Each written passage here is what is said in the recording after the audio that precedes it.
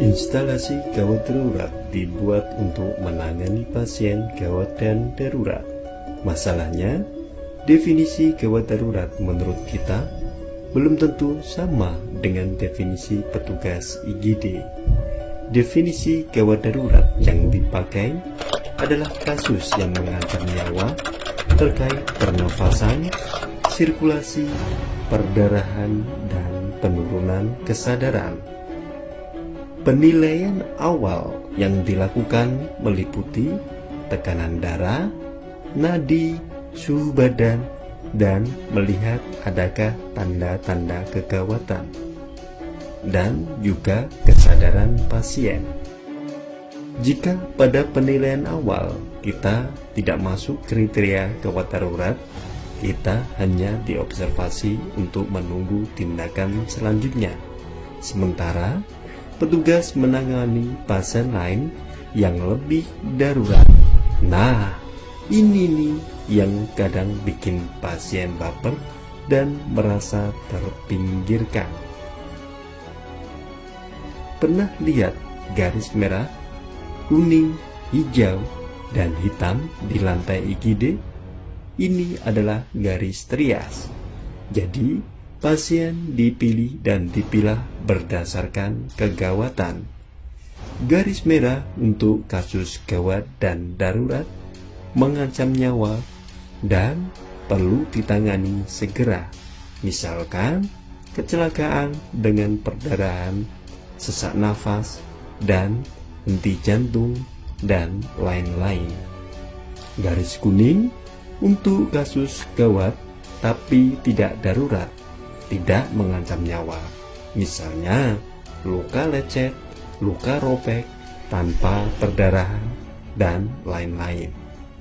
Garis hijau untuk penyakit tidak gawat, tidak darurat. Misalnya, demam, batuk, pilek, sakit perut, dan lainnya yang hanya membutuhkan observasi saja. Garis hitam untuk pasien meninggal. Terus, berapa lama observasi di IGD? Tergantung kasus. Kalau membutuhkan pemeriksaan laborat atau ronsen, ya jelas menunggu sampai hasil pemeriksaan ini keluar untuk dibuatkan kesimpulan diagnosa. Hasilnya, diagnosa nantinya menentukan pasien boleh pulang atau harus rawat inap. Jadi, nanti tidak ada rawat inap atas permintaan sendiri, karena pasien gak mau makan infus saja dok, biar ada tenaga.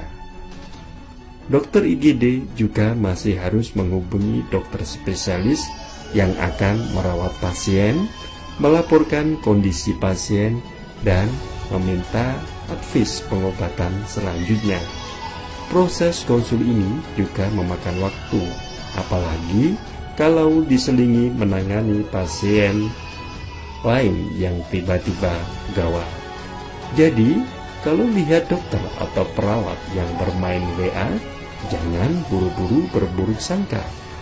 Kali aja ini adalah lagi konsul hasil ronsen. Jangan malah diem-diem, petugasnya difoto saat pegang HP, masukin ke grup untuk kemudian dibully berjamaah. Jadi, gimana? Di IGD harus berapa lama?